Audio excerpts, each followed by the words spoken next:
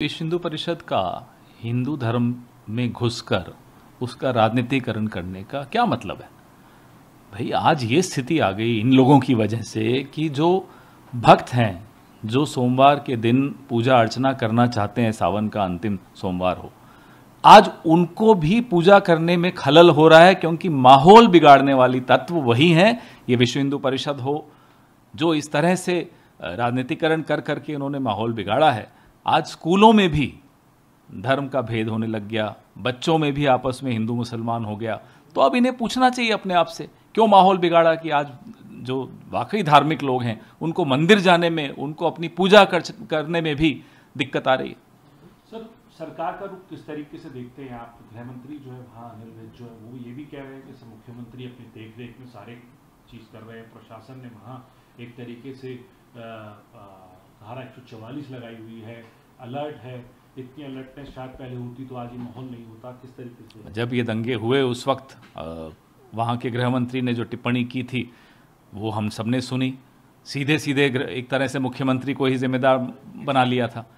लेकिन जो माहौल ठीक रखने की जिम्मेदारी है वो सरकार की होती है। आपकी विचारधारा कुछ भी हो, सरकार संविधान और नियमों के फ्रेमवर्क में, दायरे में चलनी चाहिए।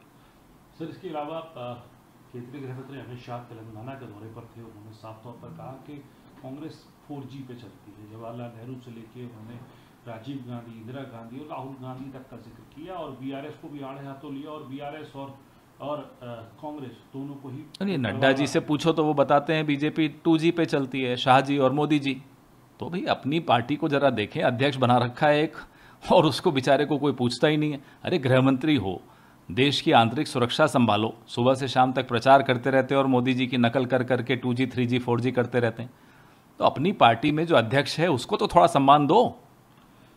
सर, इसके अलावा जो मध्य प्रदेश के मुख्यमंत्री हैं वो ऐलान किया है मध्य प्रदेश सरकार ने, अब बिजली जो है बहुत कम रियायतों पे 100 रुपये से कम का बिल जो है करने की बात की जा रही है। 450 रुपये के सिलेंडर सावन के महीने में, और ये भी कह रहे हैं कि आगे भी इसको जारी रखने की बात कर रहे हैं। कैसे? भाई हुजूर आते आते बहुत देर कर दी। अब तो लोग मन बना चुके हैं और लोग समझ चुके हैं कि मामा किसी का नहीं है, सबको बेवकूफ़ बनाया। 18-19 साल से आप सरकार में हो, अब जाकर आपको समझ में आया कि महंगाई का कितना दंश लोग झेल रहे हैं। लोग मन बना चुके हैं कि इस बार कांग्रेस को वोट देंगे, और कांग्रेस जो राहत देती है, आप राजस्थान देख लीजिए, छत्तीसगढ़ देख लीजिए, ये नहीं कि चुनाव आने के जस्ट पहले राहत दे रहे हैं। कांग्रेस की सरकार का मतलब ही ये है कि सरकार में आते ही राहत देना शुरू कर दें। भले आप कर्नाटक देख लीजिए, हिमाचल देख लीजिए। So how do you see the latest development in new Haryana district of new district of The Haryana? situation has been so spoilt by these organizations like VHP that today a religious person wants to go to the temple. This is the last Monday of the Savan Mass. He or she is not allowed to, thanks to the vitiation of the atmosphere by these organizations. So they'll have to introspect. And the government will also have to respond to the questions of religious people who want to go to the temple. That why are they not being able to go there? Why has the atmosphere worsened under the watch of the BJP government in Haryana? So how do you see the Home Minister Amit Shah went to Telangana and he said the Congress party is the 4G party? His own party, ask Nadda ji, he'll tell you, is a 2G party, Modi ji and Shah ji. Nadda ji is the president of the party, yet he doesn't have a role in the party.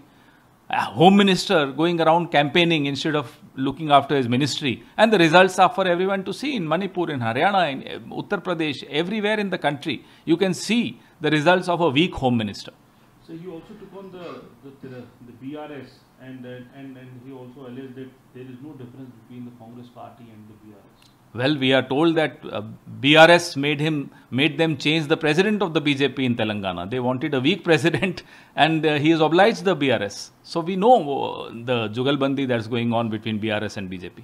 So how do you see the situation in Madhya Pradesh? Now the Chief Minister is saying that now there will be no electricity bill more than ₹100. It's too late in the day.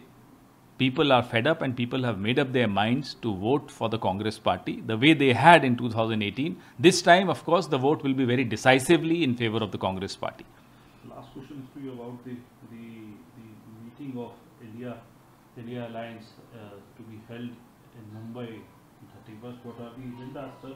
And what do we expect from these meetings? The agenda is pro-India, pro-people, and the agenda is to strategize how to rid this country, rid India of the BJP misrule.